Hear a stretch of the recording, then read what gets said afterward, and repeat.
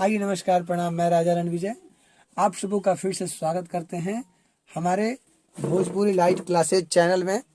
तो आप लोगों के बीच एक बहुत ही प्यारा सा सॉन्ग आज मैं लेकर के आ गया हूं, जो खेसारी लाल यादव जी का है और हमारे बड़े भैया का फरमाइश भी है। कमेंट आया है कि आप प्यार नइखे लिखल हाथ के लकीर में अभी सॉन्ग को बजाएं।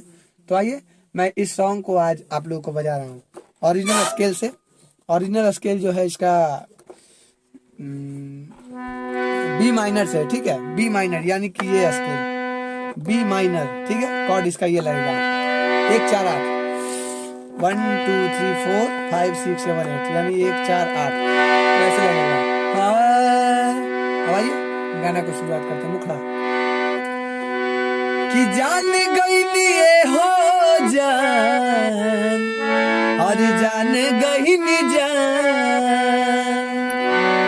जान गई निये हो जान जान गई नि जान प्यार नइखे लिखल, प्यार नइखे लिखल, प्यार नइखे लिखल, प्यार नइखे लिखल हाथ के लकीर में नइखु तकदीर में जान प्यार नइखे लिखल हाथ के लकीर में नइखु तकदीर में जान।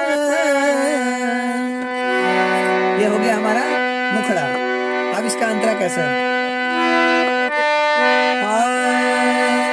और दिल टूटला के कवनो होला ना आवाज हो, फिर कैसे सुनी जमाना हो जइबू दोसर के तू कुछ दिन के बात हो, दिल पगल रोई बन दीवाना।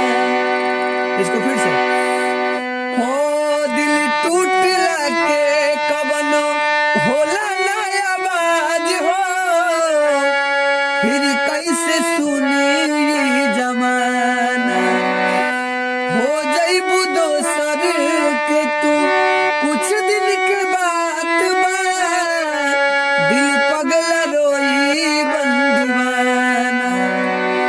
सीख ले अब हम भी हो,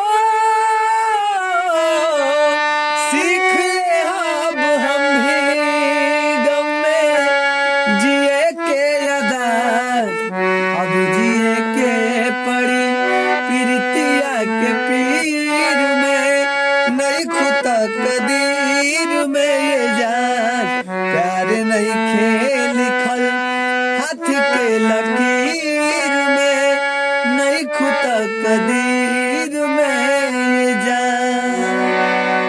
ठीक है, बहुत बहुत धन्यवाद। आप लोग मेरे वीडियो को जरूर लाइक करें, शेयर करें, कमेंट करें और प्लीज चैनल को सब्सक्राइब करना ना भूलें।